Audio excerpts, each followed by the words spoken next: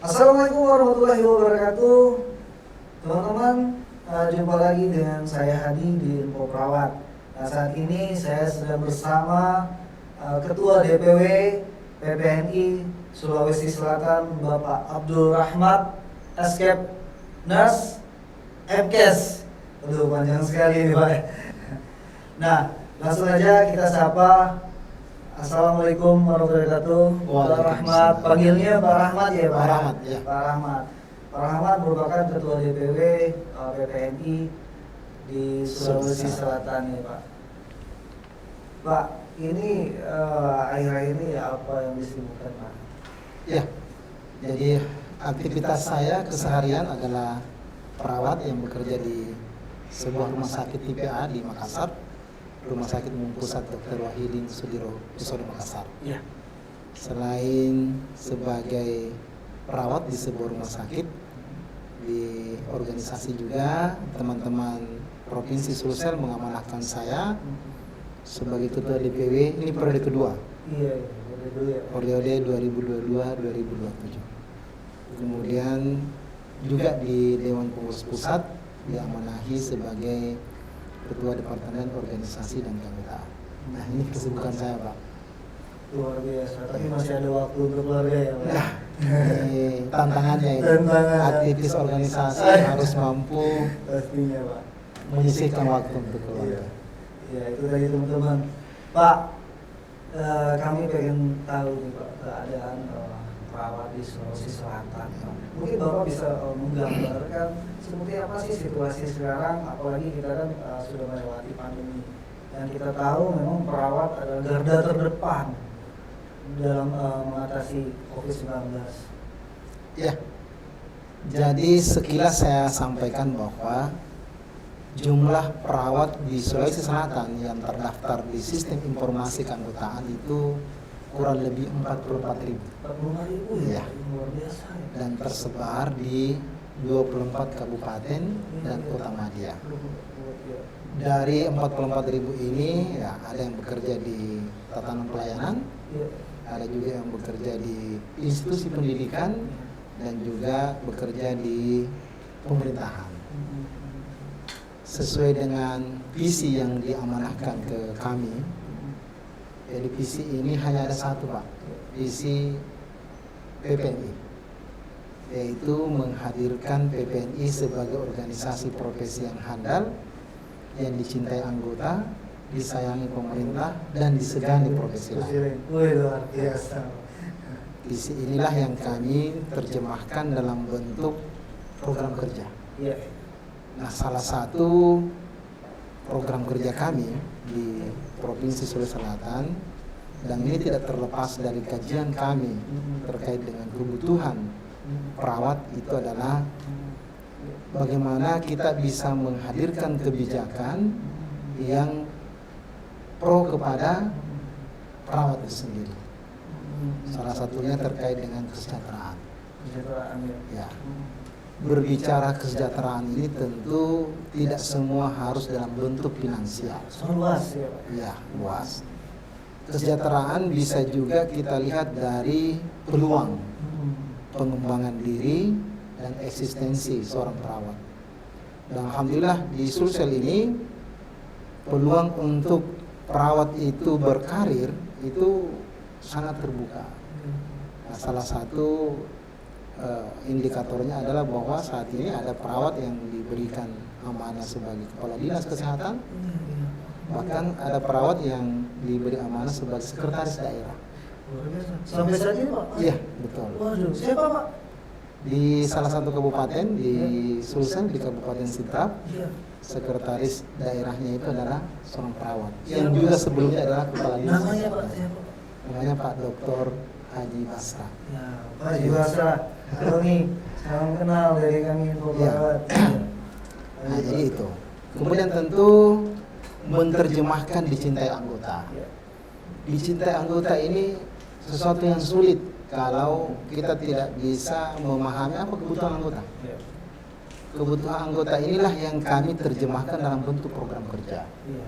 Ada 8 bidang di DPW sekarang yang berusaha untuk menerjemahkan kebutuhan anggota itu. Jadi salah satunya adalah kebutuhan terkait dengan registrasi misalnya, ya, STR, kebutuhan terkait dengan untuk mendapatkan STR itu. Jadi ada namanya re-registrasi, ada registrasi. Registrasi ini adalah perpanjangan. Jadi cukup mengumpulkan 25 satuan kredit profesi. Tapi yang banyak ini yang dibutuhkan teman-teman yang itu lumayan lama perjuangannya adalah registrasi. Jadi untuk mendapatkan STR baru. Nah, alhamdulillah DPP PPNI melalui koordinasi yang sangat baik dengan Kementerian Pendidikan ini diberikan peluang untuk melakukan uji kompetensi yang kita sebut dengan Reteker, Ukomnas Reteker. Nah, ini peluang yang sangat bagus yang kita dapatkan dan alhamdulillah didukung oleh seluruh level kepengurusan, termasuk kami di Sulawesi Selatan itu telah meluluskan hampir 3.000 peserta yang bisa mendapatkan STR baru dari program ini. Dari berapa peserta? Ya, dari kami masih ada sekitar 5.000-an. 5.000 ya? Iya, 5.000-an, bahkan mungkin lebih dari itu yang belum mendapatkan STR. Nah, mudah-mudahan ini program ketiga ini Ukomnas Reteker bisa menyerap lebih banyak lagi dan bisa membantu lebih banyak lagi teman-teman yang membutuhkan STR. Nah, ini salah satu bentuk sebenarnya menghadirkan kesejahteraan. Jadi kesejahteraan itu sekali lagi bukan hanya sekedar persoalan uang. Kesejahteraan juga persoalan peluang. Bagaimana teman-teman bisa melaksanakan asuhan dengan aman dan nyaman kalau tidak punya STR. Nah, ini persoalan dan alhamdulillah ini kita jadikan sebagai sebuah peluang untuk menjadikan sebagai program yang dibutuhkan oleh teman-teman. Mengaruh STR sendiri apa sih Pak yang secara umum? Ya, secara hukum STR itu adalah syarat legal aspek seorang perawan untuk bekerja. Kalau seorang pengendara mobil, SIM ya? itu SIM. Oh gitu ya Pak. Nah, surat tanda registrasi dan SIPP ini adalah legal aspek seorang perawat bekerja di tatanan layanan. Tanpa STR dan SIPP, maka sehebat apapun perawat itu secara legal aspek tidak bisa. Walaupun perawat itu ASN Pak? Ya, betul.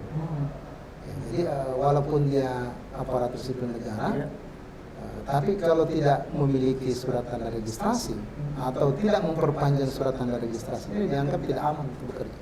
Gitu. Iya. Mungkin bisa Bapak jelaskan Pak sedikit kondisi perawat kita sekarang di Sulawesi Selatan itu seperti apa Pak? Apakah aman-aman aja Ya. atau ini lagi apa gula-gulana nih katanya kan ada apa varian baru? Ya.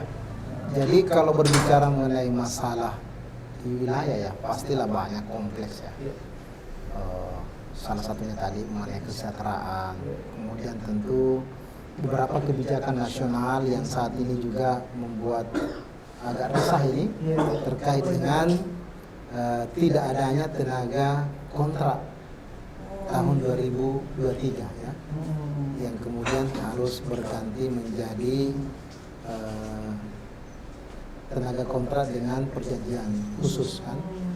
Itu akan dilaksanakan 2023. Ya, ini kebijakan nasional yang tentu harus dikawal juga oleh organisasi profesi. Makanya apa yang kita lakukan di wilayah adalah memastikan teman-teman yang sudah bekerja dengan durasi kerja yang sudah cukup lama, ini harus dipastikan datanya masuk di pemerintah daerah. Dan kemudian dengan datanya masuk, dia bisa menjalani proses rekrutmen tenaga kontrak dengan perjanjian khusus tersebut. Dan tentu karena yang memegang kendali ini adalah fasilitas pelayanan kesehatan, maka tugas kami di DPW adalah memastikan data-data teman-teman ini masuk di dalam data pemerintah daerah. Kalau saat ini tenaga kontrak itu ada berapa, Pak? Kalau berbicara persen ya, Iya. kalau 100% tenaga kontrak itu masih mungkin 60-70%, Pak. 70% ya, Pak? Mendominasi dari profil ketenaga kerjaan. Jadi memang harus kami akui bahwa masih banyak teman-teman yang bekerja itu masih dengan status tenaga kontrak. Bahkan mungkin ada yang sukarela. Nah, ini sesuatu yang memprihatinkan di saat kebutuhan perawat itu masih dibutuhkan. Nah, di masa COVID ini kan mata kita terbuka ya bahwa ternyata memang masyarakat itu masih sangat membutuhkan peran dari perawat. Pasti, Pak. Selama COVID ini garda terdepan dalam melayani kesehatan itu adalah perawat. Iya. Setelah COVID melandai, sekarang pun program pemerintah terkait dengan vaksinator ujung tombaknya perawat. Makanya kenapa kami sangat apresiasi dengan program-program DPP yang kemudian mendorong perawat ini diberdayakan lebih optimal lagi di tatanan pelayanan dengan program-program yang sekarang ini misalnya OVON, ya, One Village Wonders, penempatan perawat desa. Ini program yang secara nasional kita harapkan bisa tertular ke seluruh wilayah, dan kita juga di Sulsel ini mendorong ini supaya pemerintah daerah ini mengadopsi program OVOD ini sebagai salah satu solusi dari kebutuhan perawat di desa. Ya. Berarti persentase 70% tadi dengan isu tersebut sekarang dilema ya, Pak, Ya. perawat kontrak itu, Pak. Betul. Apakah ada apa namanya itu program khusus, Pak, atau Ya. seperti apa untuk mengatasi atau meredam dilema mereka ini? Ya. Jadi tentu kami sebagai organisasi profesi punya keterbatasan ya, Iya.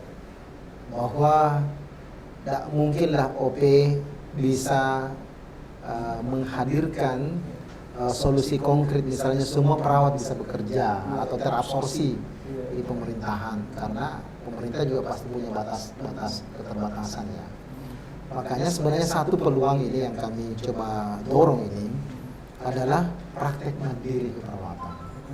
Nah, di peraturan Menteri Kesehatan nomor 29 tahun 2000 PMK 26 tahun 2019 ya, itu sangat jelas. Demikian juga di Undang-Undang 38 tahun 2014 itu sangat jelas bahwa perawat itu boleh melakukan praktek mandiri. Dan perawat juga sekarang udah setara dengan dokter ya? Iya, betul. Jadi kalau teman-teman perawat ini mau mengambil peran yang lebih strategis, menghadirkan pelayanan kesehatan kepada masyarakat secara langsung melalui praktek keperawatan mandiri, ini adalah sebuah peluang sebenarnya untuk teman-teman ini tidak terjebak pada pola kerja hanya kontrak saja atau hanya yang lain-lain. Ini bisa didorong menjadi sebuah solusi untuk teman-teman ini bisa memberikan kontribusi nyata dalam peningkatan kualitas pelayanan kesehatan melalui praktik keperawatan mandiri. Berarti itu peluangnya gimana, Pak? Peluangnya kalau untuk Peluangnya tinggi sekali karena syarat untuk membuat praktek keperawatan mandiri itu tidak terlalu sulit.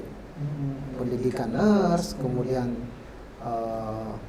melengkapi beberapa persyaratan STR, SIPP, punya praktek tempat praktek di rumah yang memenuhi ketentuan dan syarat karena pasti akan disupervisi ya.